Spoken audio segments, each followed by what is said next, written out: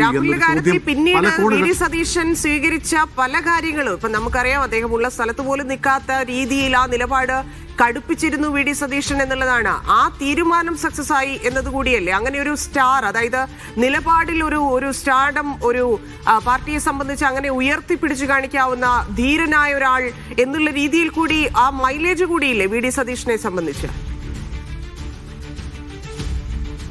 തീർച്ചയായും ഈ വിഷയത്തിൽ വി.ഡി. സതീശൻ എടുത്തിട്ടുള്ള നിലപാടിന് പാർട്ടിക്കകത്തും പുറത്തും പിന്തുണ കിട്ടുന്ന ഒരു ഘട്ടം കൂടിയാണിത്. കാരണം നേരത്തെ നോക്കൂ, കെ സുധാകരൻ അടക്കമുള്ള ചില നേതാക്കൾ അതിശക്തമായി വി.ഡി. സതീശൻ എടുത്ത നിലപാടിനെ രാഹുലിനെ സ്ഥാനത്ത് നിന്ന് നീക്കാനുള്ള തീരുമാനത്തിനെതിരെ രംഗത്ത് വരുന്ന സാഹചര്യം നമ്മൾ കണ്ടതാണ്.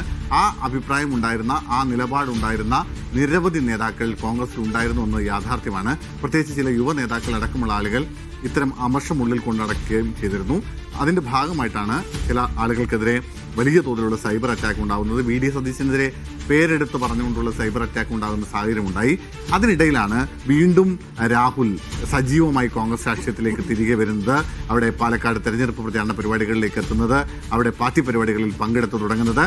അങ്ങനെ വീണ്ടും ഒരു മെയിൻ സ്ട്രീമിലേക്ക് രാഹുൽ തിരിച്ചു വരുന്ന ഒരു ഘട്ടം ഉണ്ടാകുമ്പോഴാണ് വലിയ തോതിൽ ആ പരാതി വീണ്ടും ഉയർന്നു വരുന്നത്. ആ പരാതിയിൽ പക്ഷേ പിന്നീട് വന്ന ശബ്ദരേഖകൾ, ചില വാട്സപ്പ് ചാറ്റുകളൊക്കെ ഒരുപക്ഷെ സാധാരണ മനുഷ്യ മനസ്സാക്ഷിയെ ഞെട്ടിക്കുന്ന തരത്തിലുള്ള ക്രൂരമായ ലൈംഗിക പീഡനത്തിന്റെയും ഗർഭചിത്രത്തിനുള്ള അത് നിർബന്ധിക്കുന്നതിന്റെയും ഒക്കെയുള്ള തെളിവുകളാണ് ഈ ഓഡിയോ ക്ലിപ്പുകളായും വാട്സപ്പ് ചാറ്റുകളുമായി പുറത്തു വരുന്നത്.